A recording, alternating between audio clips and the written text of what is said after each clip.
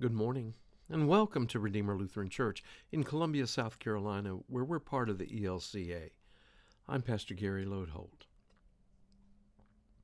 The Lord bless you and keep you.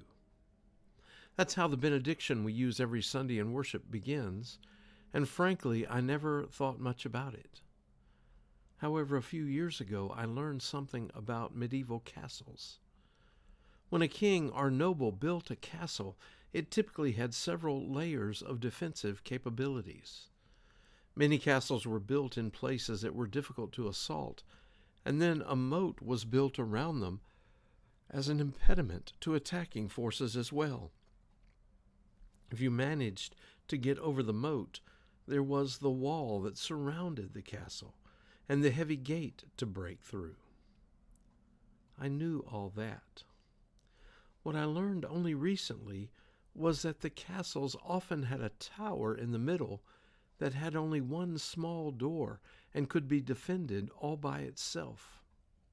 If there was a threat, the king or noble would go in there and have double protection. This separate tower was called the keep. And when I learned that, suddenly the words of the benediction took on new meaning for me. The Lord bless you and keep you meant that our prayer was that God would put us in God's keep, that God would watch over us with God's protective and safeguarding arm. Always. It opened up a whole new understanding of what we ask in the benediction. This week we are talking about the depth of God's love, and today our focus is on God's protective love. To do that, today let's talk about the familiar story of Daniel in the lion's den. A firefighter once said, "My job isn't to keep people out of danger, it's to go into danger with them." That line captures Daniel 6 perfectly. God does not keep Daniel out of the lion's den, but God goes into the lion's den with him. This is protective love, not the love that prevents danger, but the love that never abandons us in it. We may know the story of Daniel in the lion's den, but many of us may not be as familiar with how Daniel got sent there in the first place. The story is placed in a time when the people of Israel were in exile in Babylon, and Daniel had risen to a place of prominence advising the king. The thing was, the other advisors were corrupt, and Daniel wasn't, so these other advisors sought to have Daniel destroyed. They knew that Daniel prayed by his window 3 times a day, and so they convinced the king to pass a law forbidding people to pray to anyone but the king for 30 days. Faithful Daniel simply ignored the law and went to his home and prayed by his window like he always did. The king didn't want to do it, but when Daniel was denounced for this, the king had no choice but to follow the law that he himself had put in place and throw Daniel in the lion's den. Before we go on, perhaps we need to highlight here that Daniel wasn't flashy with his faith. He didn't make a fuss or a demonstration.